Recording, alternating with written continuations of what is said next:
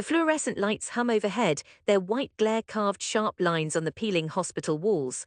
I stand outside room 314, clenching a brown folder in my hands, palms slick with nervous sweat. My mother stands across from me, eyes narrowed, purse strap digging deep into her shoulder. The sour smell of disinfectant fills my nose. Further down the corridor, my younger cousin Sebastian and my uncle talk low, almost as if they are ashamed to admit they're here for the family. "You can't be serious, Julian," my mother hisses, voice clipped but hoarse from hours of supporting grandfather through his fever. "To throw away everything for this nonsense. You think you'll be the next Ferran Adrià here in Mexico City with your grades?" Her words snap at me like switches, quick and biting. I stare at the cracked linoleum. I feel everyone's eyes on me, as if the entire hospital has paused to gawp at this moment where the Villanueva family's last hope for dignity is about to implode in a public corridor. "Mama, I'm not throwing it away, just because I don't want to be an accountant." She scoffs, interrupting. "You talk as if it's shameful to have a safe job, to provide. You want to be a cook, un cocinero. Who will marry a man who smells of onions working in someone else's kitchen? That's not," her voice breaks, the indignation slipping into something rower, "that's not what your father would have wanted." Behind her, Tia Lured mutters low to the others, "I told you, he always had his head in the clouds. A chef, he can barely fry an egg." I catch Sebastian stifling a laugh, looking at his sneakers like I'm not fit for his attention. Heat crawls up my neck. I open my mouth, desperate to find a word, any word that will make them understand. "I love cooking, nothing else makes sense to me. I can't San Marlo's numeros, bad numbers, I'm failing statistics, but when I cook." "Cooking is for women, Julian," my uncle doesn't hide his scorn. "Look at you, soft hands, dreaming of chopping onions and making sauces all day. Wake up." I square my shoulders, even as shame pools cold and heavy in my belly. Courage and humiliation swirl inside me, impossible to separate. I swallow and force myself to meet their stares. "It might be ridiculous," I say, "but it's mine. Even if you all laugh at me, this dream is mine." My mother shakes her head, lips pressed so tight they turn white. She turns away as the nurse appears, taking it as a cue to end the conversation. My family drifts back to the waiting room, judgment lingering in the uneasy air. I sink into a cracked plastic chair. My face burns, but beneath the shame, something stubborn roots deeper. I will prove them wrong. For the next year, the ridicule grows roots at home. Every time I practice with new recipes, the kitchen is filled with mocking comments. "Another disaster," Tia Lured smirks one night, poking her fork at my first attempt at tamarind glazed pork. "The sauce is too thick, the pork overcooked." I eat my mistakes in silence, pushing past the sting of their words. Sebastian, who was always effortlessly good at football and made friends easily, sometimes parades through the kitchen in an exaggerated chef's hat, really only an old traffic cone, singing El Cocinero sensual and tossing flour everywhere. My grandfather, when he is not coughing, tries to encourage me. "Cook from Acqui," he whispers, pressing his thin fingers to his heart, but he is frail, and mostly they bully me in his absence. One evening, after a particularly humiliating family dinner, my cake collapses and everyone laughs. I flee to the rooftop. The city stretches before me in glittering sprawl, neon markets and distant car horns painting the night alive. I stand at the ledge, breathing in diesel and frying tortillas from the streets below. The shame pricks at me, but beneath it, sparks of courage glow. If this is all I have, I will fight for it. Every spare peso I save goes to ingredients. I borrow library books, old, greasy, sometimes missing pages, on French sauces, Japanese broths, and molecular gastronomy. By day, I study, barely passing my classes. By night, I slice and saute, burning my knuckles, learning the difference between caramelized and burnt. I work part-time in the kitchen of a grimy market fonder, fallen into the world of battered oil, shouting cooks, and sweat. Sometimes, after my shift, I pause outside the restaurants on Cal Condesa, noses pressed to the glass, watching chefs in crisp coats and white aprons. To me, they are distant gods, living the life I want. I don't tell my family when I drop out of university. Instead, I slip away early each morning, catching the beat-up bus before dawn to work extra prep shifts. Wordlessly, my mother leaves the university bills on my bed, then snatches them away when she finds I haven't paid. One afternoon, after my shift at Mercado San Juan, my boss, Chef Tia, arm tattooed, hair tied back with a scrap of blue rag, throws a dulled chef's knife on the table. "You move fast, but you think too much," she says, lighting a cigarette. "The food can't be scared of you, Julian. Make salsa, no recipe." My hands shake, but I gather tomatillos, serrano chilies, onion, a handful of fresh cilantro. Over the roaring blender my nerves fade. I taste, adjust, taste again, feeling instead of following rules. When Chef Tia tastes it, she nods, her face stone, but I see a flicker, approval. Let's hope you cook better than you argue, she says, smirking. Tomorrow you try another, clean the station. Under her I learn brutal discipline, how to move quickly, how to cut costs without sacrificing flavor. How to work silently under pressure, reading tiny signals, a lift of her eyebrow, a quick nod, a pursed lip. My feet blister, my back aches, and I fall asleep standing up on the bus ride home. But some nights, exhausted and hungry, I walk down Avenida Insurgents and wonder what my life could be if I don't stop.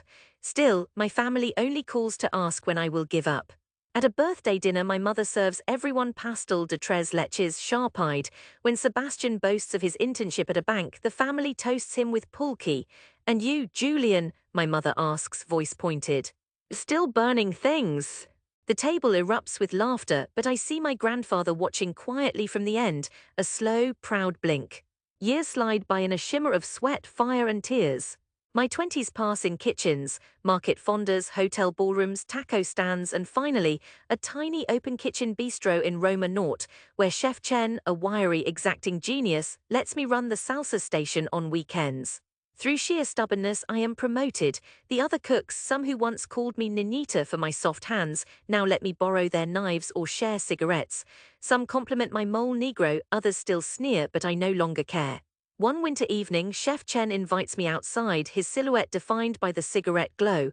I'm opening a new place next spring, he says. Not Mexican, not French, something in between. I want you as sous chef if you have it in you. For the first time in years, the shame evaporates, replaced by hope so bright it hurts. I call my grandfather, who has moved to a retirement home. Abuelo, I whisper, they want me. They really want me. He laughs, a weak but ringing sound. T lo dije, he says, I told you, cook from your heart, why nada mas. Then months of chaos, endless tastings, supplier emergencies, the anxious dance of discovering if your dream can stand on its own feet. Our bistro, Maria, opens with little fanfare, but people come, drawn by the smell of charred lettuce, tamarind-glazed pork belly, clouds of spice and a warmth that lingers on the tongue. One late Sunday, a food critic from El Universal sits at the window. When his column comes out, he calls my aguacil a revelation, and suddenly bookings double. We serve politicians and celebrities. We make the finals for Mexico City's Rising Star Award. When the plaque arrives, Chef Chen lets me screw it into the front window. I work 16-hour days, burn scars branching up my left wrist. Some nights I dream of oil fires and broken plates but wake smiling. The shame of the hospital corridor softens, then fades. The courage that seemed a brittle reed grows into a crown. 5 years after that hospital argument, I get a call during the dinner rush. My cousin, Sebastian, his voice softer, more careful than I remember. Abuelo's worse, he says. If you want to say goodbye, it's time. The news slices through me.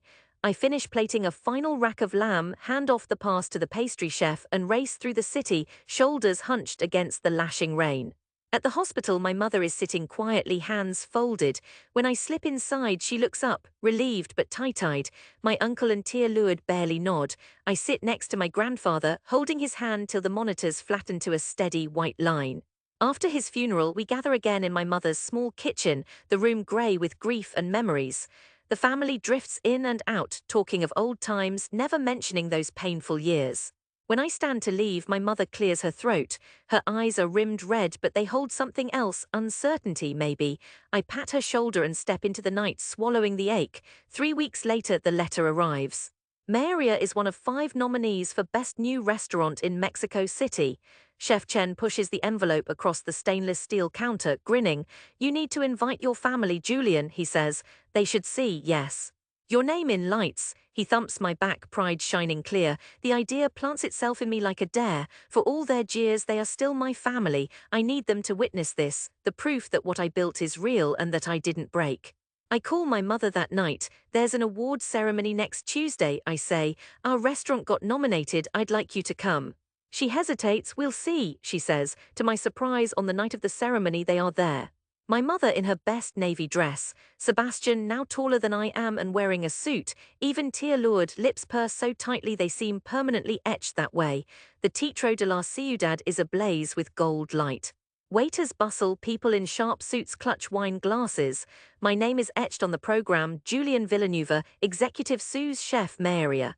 I see tear-lured staring at it, lips moving as if she is trying to comprehend that it says chef, not waiter. The stage is swamped in music and clapping. When they announce Best New Restaurant, we all stand heart in mouth. The host calls Maria. The applause rattles the ceiling. I don't cry as I walk on stage, but when I glance into the swirling crowd, I see my mother, hand pressed to her heart, mouth trembling and tear-lured, frozen in shock. After the ceremony, at a private dinner for the finalists, I invite my family to Maria. My colleagues seat them near the open kitchen, where they can see the choreography of the cooks, the flames dancing. My family whispers awed, this is not the world they know. My mother watches as I call orders, taste sauces, adjust plates. The kitchen hums around me, everyone moving to impossibly fast rhythms, but I am calm. My hands are steady. When I call for the final check, Chef Chen claps a hand on my shoulder. Go, he says, let them see you. I step out, white chef coat immaculate, burn scars visible. For a moment, I am the boy from the hospital corridor, desperate and shamed. But I breathe the smells, roasted chilies, fresh coriander, caramel, hot tortillas. This is my world. My family stands as I approach. My mother grips my hand so tightly it hurts. Julian, she begins, voice breaking. I was wrong. We were all wrong. You, she cannot finish. Sebastian hugs me. Lo lograst primo. You did it. Even tear-lured, always sharp, nods slowly, wonder softening her lined face. Who would have imagined, she murmurs. We eat together, duck with tamarind, ensalada with grilled nopales, cake with mezcal and orange. The restaurant fills with laughter, my family's voices rising above the hum. After everyone leaves, I tidy up, letting the warmth of their praise soak in. On the walk home through Roma's nighttime hush, I think of my grandfather, how he told me to cook from the heart and nothing else. The city feels different now, no longer daunting but full of invitation. The next morning my mother calls. Her tone is soft, pride seeping through. When your father died, she says, I was so afraid you'd be lost. I tried to protect you in the only way I knew, her voice trembles, but you found your life, Julian, and you brought us back together. I press the phone to my ear, watching sunlight creep over garbage trucks and bougainvillea. The courage it took to survive that shame, for years, feels at last redeemed. As I open the restaurant that day, I stand under the new gold plaque, staff bustling behind me, the city's living pulse outside. I hear my family's laughter echoing through my kitchen, see my grandfather's tender, proud eyes in my mind, and I know I have come home.